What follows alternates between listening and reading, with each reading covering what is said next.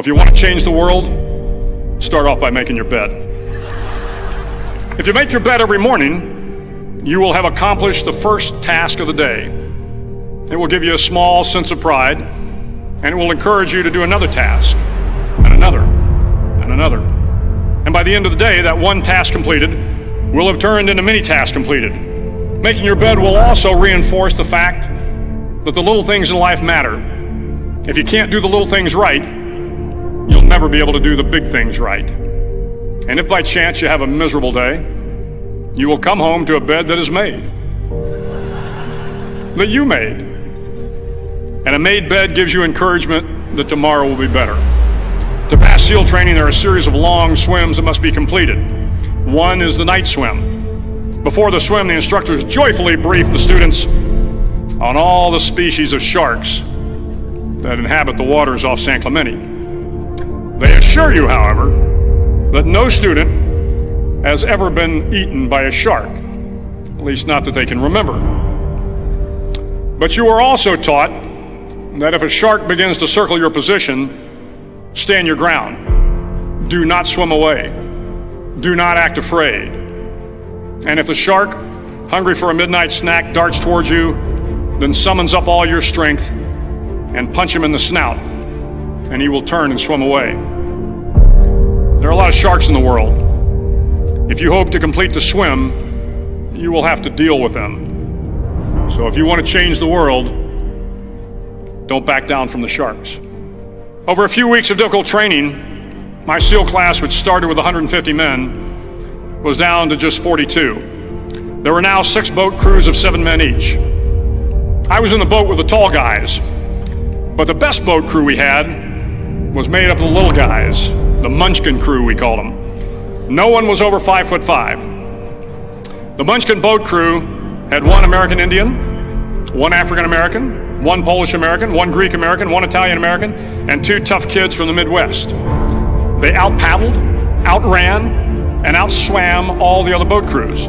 The big men in the other boat crews would always make good-natured fun of the tiny little flippers the Munchkins put on their tiny little feet prior to every swim. But somehow these little guys from every corner of the nation and the world always had the last laugh, swimming faster than everyone and reaching the shore long before the rest of us. SEAL training was a great equalizer. Nothing mattered but your will to succeed, not your color, not your ethnic background, not your education, not your social status. If you want to change the world, measure a person by the size of their heart, not by the size of their flippers. The 9th week of training is referred to as Hell Week. It is 6 days of no sleep, constant physical and mental harassment, and 1 special day at the Mud Flats.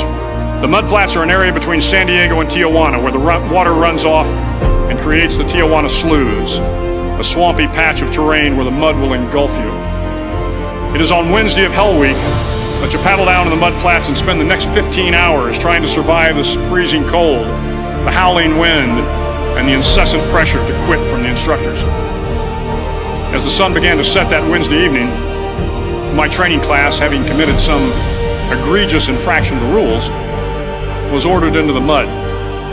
The mud consumed each man till there was nothing visible but our heads.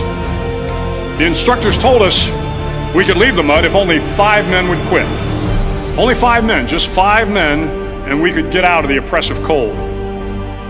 Looking around the mud flat, it was apparent that some students were about to give up. It was still over 8 hours till the sun came up. 8 more hours of bone-chilling cold. The chattering teeth and the shivering moans of the trainees were so loud, it was hard to hear anything. And then one voice began to echo through the night.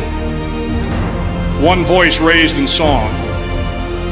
The song was terribly out of tune, but sung with great enthusiasm. One voice became 2, and 2 became 3, and before long, everyone in the class was singing.